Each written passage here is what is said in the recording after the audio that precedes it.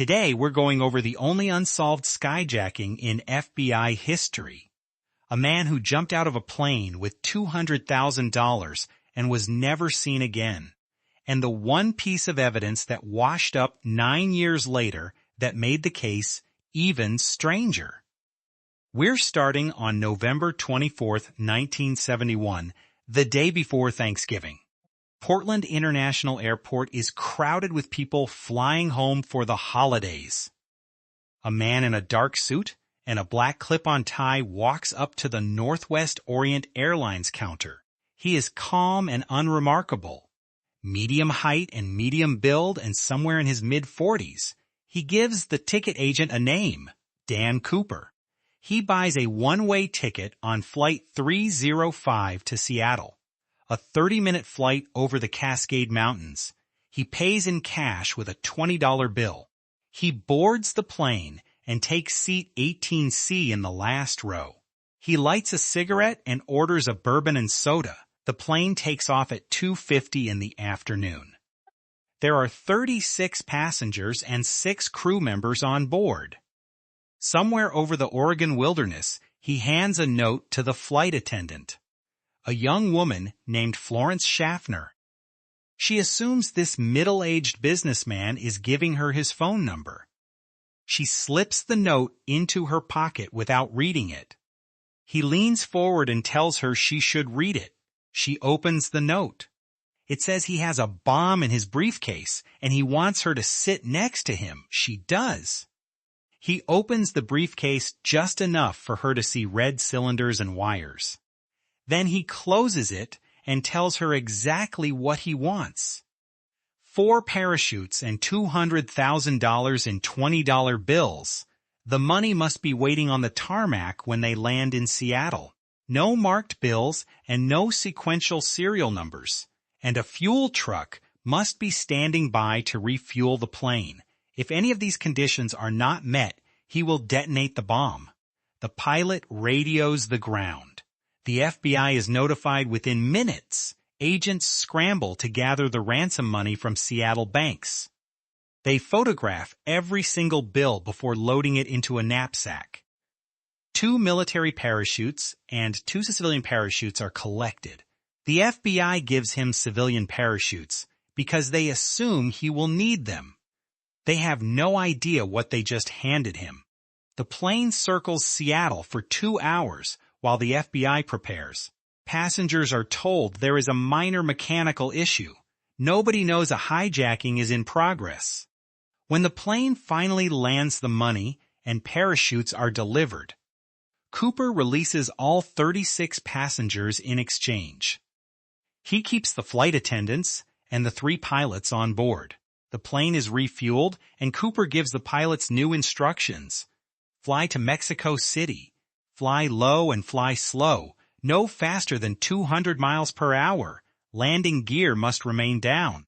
The cockpit door must stay closed. The rear exit door must remain unlocked. The cabin must be unpressurized. He knows exactly what he is doing. At 7:40 p.m., the plane takes off again with just 5 people on board. Cooper and 4 crew members. 2 F-106 fighter jets are scrambled to follow the plane. They trail behind at a distance, under strict orders, to stay out of sight. About 20 minutes into the flight, Cooper tells the flight attendant to join the pilots in the cockpit. Stay there and do not come out. She leaves him alone in the passenger cabin. At approximately 8:13 p.m., a warning light flashes in the cockpit. The rear air stair has been deployed. The plane shudders and drops slightly. The pilots feel a bump that could be the stairs bouncing in the turbulence. Or it could be a man jumping into a thunderstorm. The temperature outside is -7 degrees Fahrenheit.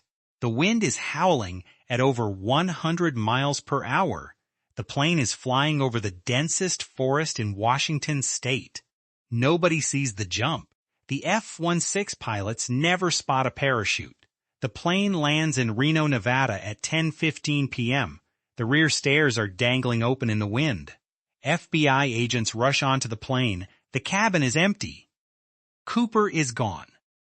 On his seat, they find his black clip-on tie and 2 of the 4 parachutes. He left behind the military parachutes and took the civilian ones, the ones the FBI had chosen for him.